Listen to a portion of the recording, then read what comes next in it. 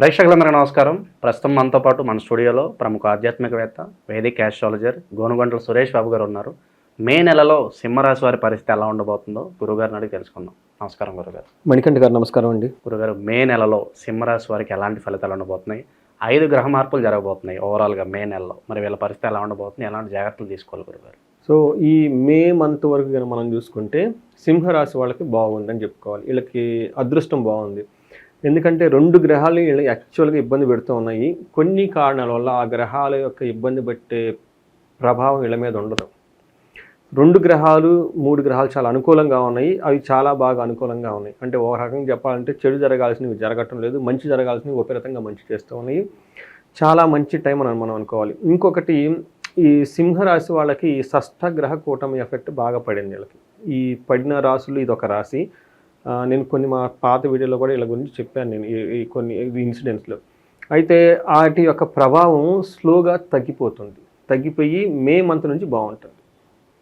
చూసుకుంటే మనం డీటెయిల్స్ కనుక చూసుకుంటే, ఒకటి, ఈ మే మంత్ మనకి అక్షయ తృతీయ అయిపోయిన వెంటనే స్టార్ట్ అవుతుంది. వైశాఖ మాసం. ప్రతి రాశి వాళ్ళు ఈజీగా క్విక్గా మనకి మంచి రెమెడీస్ కావాలనుకుంటారు. తక్కువగా చాలామంది అడుగుతుంటారు, ఏమండి మీరు పెద్ద పెద్ద రెమెడీలు వస్తే మేము చూడలేమండి, పైసా ఖర్చు లేని రెమెడీ చెప్పండి కావాలంటారు. బట్ అన్ఫార్చునేట్ థింగ్, అట్లాంటివి ఉంటే వీళ్ళు చేయరు, గ్రాంటెడ్గా తీసుకుంటారు. ఇప్పుడు తులసి చెట్టు దగ్గర దీపం పెట్టమంటాం, ఎంతమంది పెడతారండి? ఇంట్లో దీపారాధన చేసుకోమంటాం, ఎంతమంది చేస్తారండి? మెడిటేషన్ చేయండి ఎవ్రీడే ఉదయం సాయంత్రం అని ప్రతి ఒక్కళ్ళు ఘోషిస్తూ ఉంటారు. మన ఆధునిక సైంటిస్టుల దగ్గర నుంచి మన పురాణ స్క్రిప్ట్స్ దగ్గర ఎంతమంది మెడిటేషన్ చేస్తారు, ఎంతమంది యోగా చేస్తారు? సో అవన్నీ మనం ఏం చెయ్యం. పెద్దవాళ్ళ మాటలు వినాలంటారు, ఎంతమంది వింటారు? అవి చేయకుండా అన్నీ మన ఇష్టం ప్రకారం చేసుకొని, చేతులు కాలిన తర్వాత కాళ్ళు కాలిన తర్వాత ఆకులు పెట్టుకొని, మరి అప్పుడు కావాలంటే అప్పుడప్పుడు, అది కూడా ఎలా అంటే క్విక్గా కావాలి result, on the spot result కావాలంటే ఎట్లా వస్తుంది? అందుకని కర్మని అనుభవించాలి, తప్పించుకోవాలంటే అంతకుమించి ఎక్కువ కూడా కృషి కూడా చేయాలి. సో వీళ్ళకి ఎందుకు ఈ విషయం చెప్తున్నామంటేనండి, ఈ 8th హౌస్లో షష్ఠగ్రహ కూటమి ఉండటం వల్ల ఏదైతేనేమి కొంచెం లాస్ట్ 3 months ఇబ్బందులు పడ్డారు. అయితే ఈ మంత్ నుంచి వీళ్ళకి బాగుంటుంది. పర్టికులర్ ఈ మంత్ చాలా బాగుంది. అయితే వీళ్ళకి ఇంకొక ప్రికాషన్ ఏమంటే, వీళ్ళకి అష్టమ శని స్టార్ట్ అయిందండి. ఇది నిదానంగా వీళ్ళకి కొంచెం ఏమంటే దాని యొక్క ప్రభావం వీళ్ళ మీద పడుతుంది. చాలా డీటెయిల్డ్గా సింహరాశి వాళ్ళకి మనము ఉగాది రాశి ఫలాలు చేసాము. ఖచ్చితంగా సింహరాశి వాళ్ళు ఎవరైనా కనుక మిస్ అయ్యి ఉంటే ఇంకొకసారి అది చూడాలని చెప్పేసి అందరికీ మనం ఒక సజెషన్ లాగా ఇస్తున్నాం. ఎందుకంటే నేను ఆ రాశి ఫలాలు దాదాపు 15-20 days కూర్చొని మన మహర్షులు అసలు పురాతన గ్రంథాలు ఏం చెప్పారు అన్నది తీసుకొని, ప్లస్ లాస్ట్ 1 year అంతకుముందు నా ఈ రాశి ఫలాలు అంతకుముందే ఉన్నాయి. 2024 yearకి సంబంధించిన క్రోధినామ సంవత్సరం చేశాను.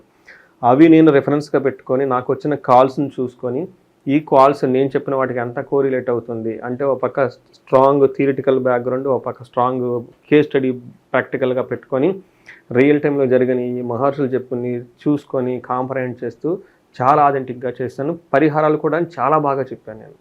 మీరు నాకు డబ్బులు కన్సల్టేషన్ ఇచ్చి తీసుకున్న పరిహారాలు అవే, గోచారం వరకు. అఫ్కోర్స్ జన్మజాతకంలో దోషం ఉంటే అది ఇంకా వేరే అనుకోండి. అందుకని ఈ రాశి వాళ్ళు చాలా చాలా ముఖ్యం. ఎందుకు ఎంతసేపు వీళ్ళ గురించి చెప్తున్నానంటే, వీళ్ళకి అష్టమ శని స్టార్ట్ అవబోతుంది. Prevention is better than cure. అంతే కదండి. పడిన తర్వాత గాయానికి ముందు రాసుకొని ఉండేదానికంటే కూడా పడకుండా ఉండటం ఉత్తమం కదా. మన ఆవేశపడిపోయేసి వీళ్ళకి కొత్త కొత్త ఆఫర్స్ కనిపిస్తూ ఉంటాయి. ఏంజల్స్ వస్తాయి. ఇప్పుడు వీళ్ళకి దేవదూతలు వీళ్ళకి కళ్ళ ముందు కనిపిస్తుంటారు. వాళ్ళని ఊరించి బయటికి తీసుకుపోవడానికి ఆ దేవదూతలు కాస్త మళ్ళీ రాక్షసులాగా మారిపోయి వీళ్ళ దగ్గర ఉన్న ధనము, కీర్తి, ప్రతిష్ట, పొరుగు మొత్తం పోగొట్టుకునేదాకా చేస్తున్నాడు. అంతే కదండి. మనకు ఆపర్చునిటీ, మన ట్రాప్ 2 కనపడదు. 2 ఒకేలాగా ఉంటుంది. చూడటానికి 2 ఒకేలాగా ఉంటుంది. మనకు దిగితే కదా తెలుస్తుంది. మోసపోయిన వాళ్ళంతా ఏమనుకుంటారు, మంచి ముందు బాగుందనే అనుకుంటారు కదండి. అవకాశం కూడా అయి ఉండొచ్చు, ట్రాప్ కూడా అయి ఉండొచ్చు. ఏదో opportunity or trap, both look same. దాన్ని తెలుసుకోవాలంటే రియల్ లైఫ్లోకి వెళ్ళాలి కదా. అందుకే మనం ప్లానెట్స్ యూజ్ చేస్తూ ఉంటుంది. అందుకని సింహరాశి వాళ్ళకి ఇంకొకసారి ఎవరైనా కనుక మిస్ అయ్యి ఉంటే ఖచ్చితంగా సెర్చ్ బాక్స్లో మనం సెర్చ్ చేసుకుంటే, ఈ ఛానల్లో మనకు ఆల్రెడీ ఎక్కడ ఉన్నామో చూసుకుంటే ఆల్రెడీ మనకి ఒక్క మంత్ ఎన్నికలు ఉంటాయి. కాబట్టి టైం స్పెండ్ చేయండి వాళ్ళ సింహరాశి గురించి తెలుసుకోవాలని చెప్పి స్పెషల్ విజ్ఞప్తి అండి. తర్వాత ఈ సింహరాశిలో మే మంత్ కనుక చూసుకుంటే, ఇందులో నక్షత్రాలు మఖ 1, 2, 3, 4 పాదాలు, ఉత్తర 1, 2, 3, 4 పాదాలు, పుబ్బ 1, 2, 3 పాదాలు, ఉత్తర ఫస్ట్ పాదం. ఇదంతా మనకి సింహరాశిలో వస్తారు. అయితే ఇందులో పేరు బలం కనుక మనం చూసుకుంటే చాలా ఎక్కువగా పేరు బలం కలిగిన వాళ్ళు ఇందులో ఎక్కువ ఉంటారండి. మనకి మా, మీ, ము, మే, మో, టా, టీ, టు, టే అంతా కూడాను మనకి ఈ సింహరాశిలో వస్తారనమాట. మోరార్లెస్ ఇదే సౌండ్తో ఉన్నవాడు కూడా. మనకి గ్రహస్థితిని బట్టి కనుక చూసుకుంటే సూర్యుని యొక్క సంచారం వృషభ రాశిలో, శుక్రుని సంచారం మీనరాశిలో ఉన్నాయండి. వీటితో పాటు కుజుడు కర్కాటక రాశిలో ఉన్నారు. ఇంతేకాకుండా మీరు చెప్పిన విధంగా కొన్ని గ్రహాలు కూడా బుద్ధ పూర్ణిమ తర్వాత మారుతూ ఉన్నారు. అందులోనూ గురువు, రాహుకేతులు మారుతున్నాయి. వీటి యొక్క వివరంగా మనం ఆల్రెడీ ఉగాది రాశి ఫలాలు చెప్పుకున్నాం కాబట్టి ఇంకొకసారి అది చూస్తే సరిపోతుంది. మనకి ఈ సూక్ష్మంగా క్లుప్తంగా కనుక చెప్పుకోబోతుంటే వీళ్ళకి ఎలా ఉండబోతుందంటేనండి, సూర్యుడు వల్ల విపరీతంగా మంచి లాభం కలుగుతుంది. వీళ్ళకి క్రియాఫలం, మనం ఏదైనా కనుక కష్టపడి పనిచేస్తే దానికి తగిన విధంగా లాభం ఈ మంత్లో వీళ్ళకి వస్తుంది. రెండోది, ఎవరైతే కనుక వ్యాధుల ద్వారా బాధపడుతూ ఉన్నారో ఈ మంత్ వీళ్ళకి ఉపశమనం వస్తుంది. రెండోది, ఎవరికైతే దాన్ని పని చేస్తే ఆటంకాలు ఉంటాయో ఈ ఆటంకాలు ఈ మంత్లో పోతాయి వీళ్ళకి. తర్వాత సంపద, వీళ్ళ చుట్టూ ఐశ్వర్యవంతంగా తగిన విధంగా ధనము అందుతూ చాలా బాగుంటుంది. ఈ మే మంత్ ఓవరాల్గా చూసుకుంటే వీళ్ళకి చాలా మంచి మంత్ అని మనం చెప్పుకోవాలి. అందులో శని ఉన్నారనుకోండి, బట్ శని యొక్క జస్ట్ వాళ్ళు ఇప్పుడే ఎంటర్ అవడంతో కొంచెం సిగ్నల్స్ వస్తాయి వీళ్ళకి. కొన్ని విషయాల్లో కొంచెం కేర్ఫుల్గా అబ్జర్వ్ చేసుకుంటూ ఒకటికి రెండు విషయాలు రొటీన్గా డెసిషన్ తీసుకోకుండా కొత్తగా ఏదైనా వచ్చినా, కొత్త ఆలోచన వచ్చినా, కొత్త మనుషులు వచ్చినా, కొత్త అవసరాలు వచ్చినా ఒకటికి రెండు సార్లు ఆలోచించుకొని వీలైతే కన్సల్టేషన్ తీసుకొని జాతకం తెప్పించుకొని ప్రికాషనరీగా చాలా ఉండటం చాలా చాలా ఇంపార్టెంట్. ఎందుకంటే లాస్ట్ హోల్ ఇయర్ నేను చాలామంది చూస్తున్నాను. పర్టికులర్గా కొన్ని రాశులు వాళ్ళకైతే ఈ అష్టమ శని ఈ రాశి వాళ్ళకి ఎక్కువ తగిలింది. ఎవరికి మనకి కర్కాటక రాశి వాళ్ళకి ఇప్పుడు శని పెడలు పోయినాయి, అది ఈ రాశి వాళ్ళకు ఉంది. కాబట్టి వీళ్ళ చుట్టూ ఉన్న వాళ్ళు కర్కాటక రాశి వాళ్ళకి ఎవరైనా ఉంటే ఒక ఇద్దరు ముగ్గురిని ఒక కేస్ స్టడీలాగా తీసుకొని రీసెర్చ్ లాగా చేసి ఎంక్వైరీ చేసుకొని వాళ్ళ యొక్క జరిగిన సంఘటనలో వీళ్ళు చాట్లో పెడితే ఈ రాశి వాళ్ళు కూడా చూసుకొని వీళ్ళకి రాబోయే ప్రమాదాలను తప్పించుకుంటారు. అంతే కదండి, మనిషికి హెల్ప్ చేస్తే దేవుడు మనకి హెల్ప్ చేస్తాడు కదా. ఋషి మనకి ఏమంటారు, రుణం అంటారు. మన ఇద్దరు కన్వర్జేషను, నేను ఋషులకు సంబంధించిన బుక్స్ అన్ని చదువుకోవటం వల్ల నాకు జ్ఞానం వచ్చింది. మరి ఆ రుణం ఎలా పోతుంది ఇలా చెప్పటం ప్లాట్ఫామ్స్ మీద. మరి ఎవరో వీడియో చూస్తారు, చూసిన వాళ్ళకి అది జ్ఞానం ఉంటుంది కదా.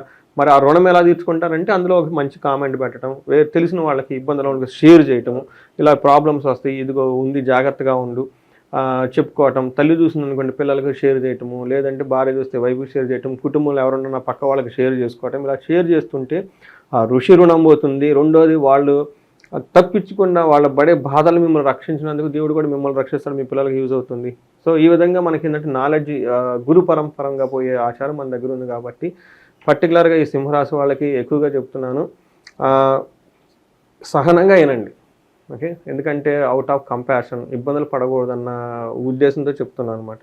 తర్వాత వీళ్ళకి సంపదమయంగా ఉంటుంది. మనకి గ్రహం వైజ్ కనుక చూసుకుంటే ఎలా ఉంటుందంటే, సూర్యుడు 10th హౌస్లో ఉండటం వల్ల అర్ధసిద్ధి, స్వదా ఆరోగ్యం, బంధుమిత్ర సమాగమ, రాజదర్శనం, సల్లాపో, సుసౌఖ్యం దశమే రవి అని మనకు సంస్కృతంలో మహర్షులు చెప్తారు. దాని మీనింగ్ ఏంటంటే అండి, అర్ధసిద్ధి ఆదాయం ప్రకారంగా బాగుంటుంది, సదా ఆరోగ్యం బాగుంటుంది, బంధుమిత్రులతో చక్కగా కలిసేసి హ్యాపీగా ఉంటారు. రాజదర్శనం అంటే ఇప్పుడు రాజులు లేరు కాబట్టి అండి, గవర్నమెంట్ అఫీషియల్స్ లేదంటే బ్యూరోక్రాట్స్ అనుకోవచ్చు, తర్వాత బాసు, ఆఫీసుకి సంబంధించిన మనుషులు, ఇలాంటి వాళ్ళతో చక్కగా మాట్లాడి వీళ్ళకి కావలసిన పనిని చక్కగా చేయించుకుంటారు. సో ఇది ఒక బెస్ట్ టైం అని మనం అనుకోవాలి. అయితే ఒక్క విషయంలో కేర్ఫుల్గా ఉండాలి, లాస్ ఆఫ్ కంఫర్ట్. వీళ్ళకి గృహస్థానంలో సూర్యుడు యొక్క దృష్టి ఉండటం వల్ల, సూర్యుని యొక్క దృష్టి మంచిది కాబట్టి ఇంటికి సంబంధించిన వ్యవహారాలు అంత సౌఖ్యము, సుఖంగా, కంఫర్టబుల్గా ఉండదు. కొంచెం జాగ్రత్తగా ఉంటే సరిపోతుంది. కుజుడు వీళ్ళకి 12th హౌస్లో ఉండటం వల్ల, 3వ ఇంట్లో 7th హౌస్ని చూడటం వల్ల, అయితే ఈ కుజుడికి వీళ్ళకి విపరీత వేద ఉండటం వల్ల కుజుడికి పెట్టాల్సిన ఇబ్బందులు తప్పించుకుంటున్నారు వీళ్ళు. బట్ ఎలాంటి విషయాలు అంటే, జనరల్గా స్త్రీలతో వివాదం వచ్చే అవకాశం ఎక్కువగా ఉంది, కానీ అవి పోతాయి, ఎక్కువగా ఉండదు. అలానే ధనానాశనం జరిగే అవకాశం ఎక్కువగా ఉంది, బంధువులతో గొడవలే అవకాశం ఎక్కువగా ఉంది, ఏదైనా హాస్పిటల్స్ ఇలాంటి ఖర్చులు వచ్చే అవకాశం ఎక్కువగా ఉంది. అయితే లక్కీగా అవి పెద్ద పెద్ద ఖర్చులతో కాకుండా పెద్ద పెద్ద బాధలతో కాకుండా సింపుల్గా పోతాయి వీళ్ళకి. అయితే మూడో ఇంట్లో దృష్టి, ఏడో ఇంట్లో దృష్టి కూడా ఉండటంలో మూడో ఇంట్లో ఉండటం వల్ల ఏమవుతుందంటే మంచి ఆరోగ్యంగా ఉంటుంది, వస్త్రలాభం ఉంటుంది, బంగారు వస్తువులు కొనే అవకాశం వీళ్ళకి ఎక్కువగా ఉంటుంది. అక్షయ తృతీయ సందర్భంగా చేస్తున్నాం కాబట్టి గ్రహస్థితులకు అనుకూలంగా ఉంది కాబట్టి మిస్ అవ్వకుండా ఖచ్చితంగా బంగారం కొనండి. అక్షయ తృతీయ రోజు ఓకే, బంగారం ధరించిన, బంగారం కొన్న, దానం చేసిన, మంచి ఉద్దేశంతో ఏది చేసినా కానీ స్థిరంగా ఉంటుంది. పర్టికులర్గా స్థిరంగా మాతో ఉండాలి అనుకున్న పనులు ఎక్కువగా చేయండి. సో భార్యాభర్తలు కలిసి వేద ఆశీర్వాదం తీసుకోవటం, కలిసి కుటుంబ సభ్యులను చేయటం, లేదంటే ఏదైనా దానం కనుక చేయటం. ఆ రోజు సర్వార్థ సిద్ధి యోగం కూడా ఉంది. ఈ రాశి వాళ్ళకి ఎక్కువగా చేయడం చాలా చాలా ఇంపార్టెంట్. ఆ రోజు ఏదన్నా పనికి శ్రీకారం చుట్టినా అది బాగా కలిసి వస్తుంది అంటారు. అవునండి, ఆ రోజు సాయంత్రం పూట రోహిణీ నక్షత్రం ఉంది. సో రోహిణీ నక్షత్రం వచ్చేటప్పటికి పెళ్ళిళ్ళు మనకి ఎక్కువ రోహిణీ నక్షత్రంలో జరుగుతాయి. తాళిబొట్టు కడతారు కదండి, అది మాంగళ్య ధారణ అంటారు సంస్కృతంలో, తెలుగులో తాళిబొట్టు కట్టడం అంటారు.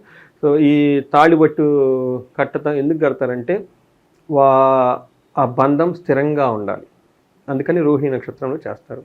రెండోది బావులు తవ్విస్తుంటారు, పూర్వకాలంలో బోర్వెల్స్ వేపిస్తుంటారు, ఎందుకంటే ఎప్పుడు స్థిరంగా మనకు నీళ్లు రావాలని. అందుకని ఈ టైంలో విగ్రహ ప్రతిష్టలు చేస్తూ ఉంటారు, ప్రాణ ప్రతిష్టలు, ఎందుకంటే ఎప్పుడు స్థిరంగా ఉండాలి. పేరు నామకరణం చేస్తారు.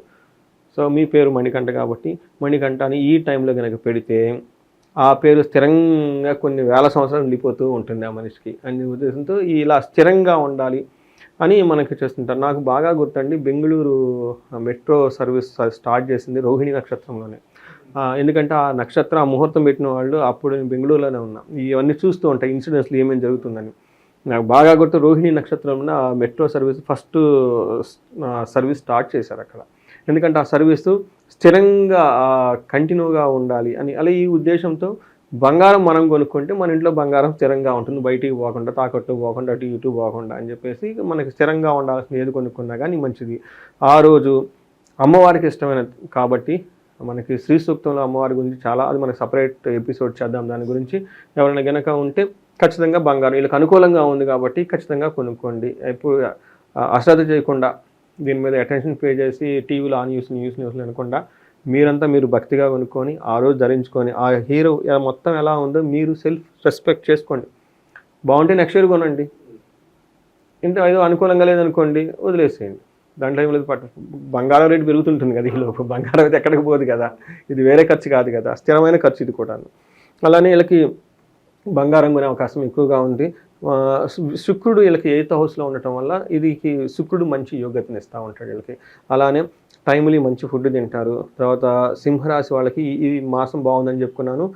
దానికి ఇంకో కారణం కూడా శుక్రుడు వీళ్ళకి 8th హౌస్లో ఉండటం వల్ల ఈ సింహరాశి వాళ్ళు నిలబడి ఉన్నారు, స్ట్రాంగ్గా ఉన్నారు ఈ షష్టగ్రహ కూటములు కూడా అనంటే ఒక కారణం శుక్రుడు.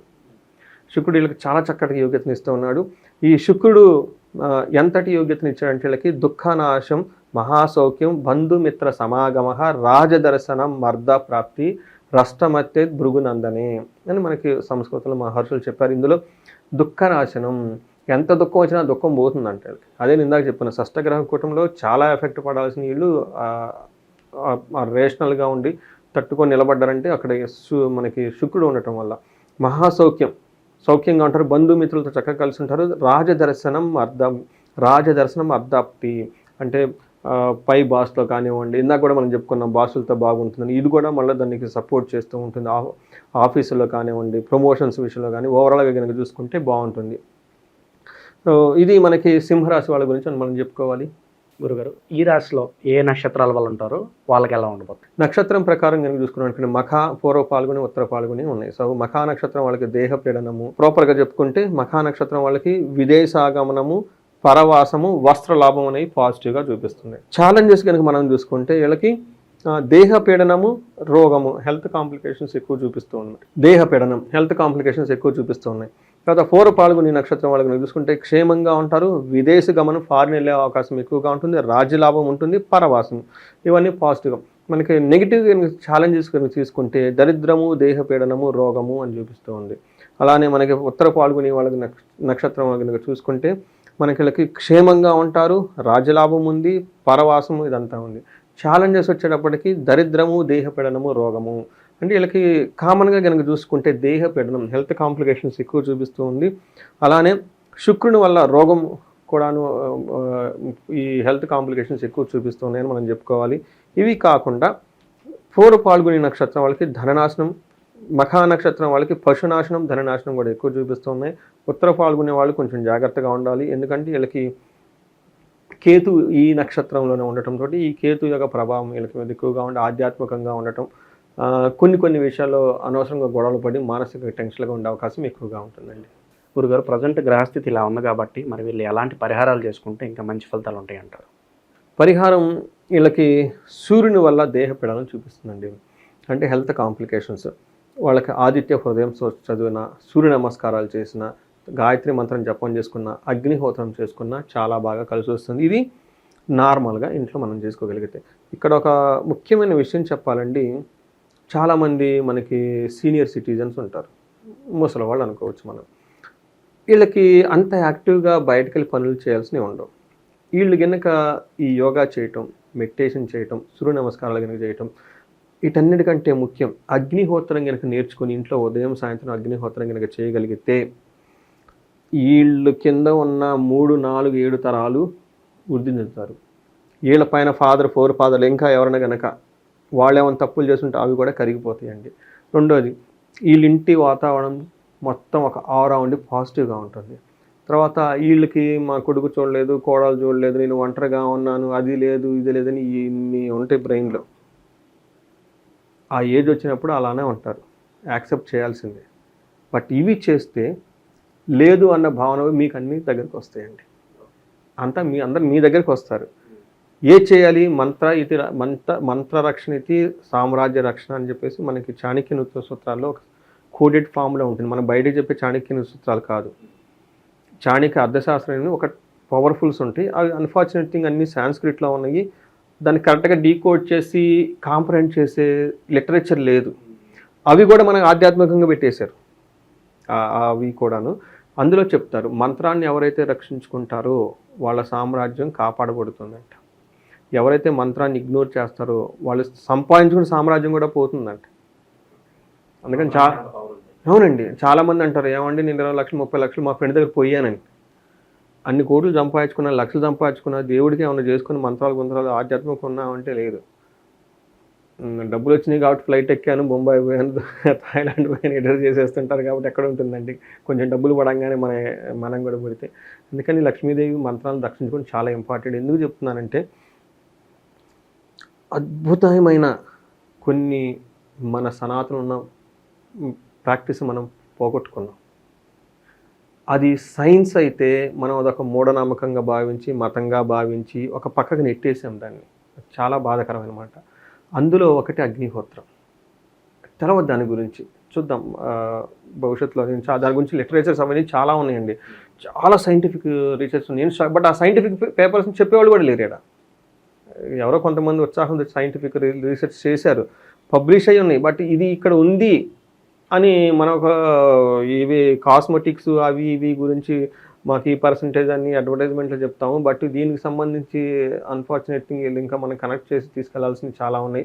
షాకింగ్ అద్భుతమైన రిజల్ట్స్ ఉన్నాయండి మనకి అగ్నిహోత్రం గురించి. సో వీళ్ళకి అగ్నిహోత్రం చేయమని నేను సలహా ఇస్తున్నాను. ఎందుకంటే సింహరాశి వాళ్ళది ఫైరీ రాశి. వీళ్ళకి హోమాలు యజ్ఞాలు చేస్తే విపరీతంగా కలిసి వచ్చేస్తుంది. అందులోని సింహరాశిలో హస్తా నక్షత్రం మనకి, ఇందులో కన్య రాశిలో వీళ్ళకి అందులో చాలా క్లియర్గా రాసి ఉంటుందండి. యజ్ఞ హోమాలు చేస్తే వీళ్ళకి సామ్రాజ్యత్వం, చక్రవర్తిత్వం వచ్చేస్తుంది అని చెప్పేసి ఇది ఒక సీక్రెట్ అనమాట. అందుకని చెప్పేసి ఈ సింహరాశి వాళ్ళు ఎవరైనా కనుక అగ్నికార్యం చేయటం, హోమాలు చేయటం, యజ్ఞాలం చేస్తే విపరీతంగా కలిసి వస్తుంది. ఇది ఒక సీక్రెట్ వీళ్ళకి. ఎందుకంటే రాశి ఫైర్ సంబంధించిన రాశి ఒక బెస్ట్ పరిహారం. వాళ్ళని వీళ్ళని తిట్టుకుంటా కూర్చే బదులు అగ్నిహోత్రం చేస్తా కూర్చుంటే అంతా మీ దగ్గరికి వచ్చేస్తుంది. చాలా ఈజీ అండి, జస్ట్ 10 minutes వరకే అది. సో సింహరాశి వాళ్ళందరికీ మే నెలలో ఏ విధంగా ఉండబోతుంది, ఎలాంటి జాగ్రత్తలు తీసుకోవాలి, మీ మాటల్లో చాలా బాగా వివరించారు గురుగారు. ధన్యవాదాలు. నమస్కారం.